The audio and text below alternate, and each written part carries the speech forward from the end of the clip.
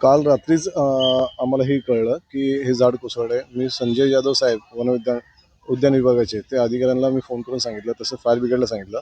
पण रात्री काळोख असल्यामुळे हे काम चालू नाही आलं, कारण की ह्याला हेड्रा लागणार आहे. आणि दिवसा हा रहदारीचा रस्ता आहे की इकडनं लोक जॉगिंग ट्रॅकला चालतात. 11 वाजता हा बंद होतो, मग 11 वाजता हे काम करायला सुरुवात झालेली आहे.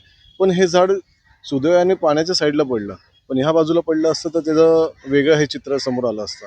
आणि हा जो उद्यान आहे, हा उद्यानमध्ये अजूनही ठेकेदार नाही आहे.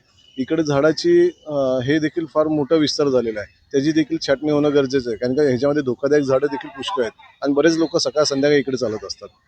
त्यामुळे अधिकाऱ्यांनी ह्याच्यामध्ये लक्ष घालावं आणि लवकरात लवकर या झाडांची छाटणी करावी आणि हे उद्यान देखील लवकरात लवकर एका चांगल्या ठेकेदारालाच द्यावं.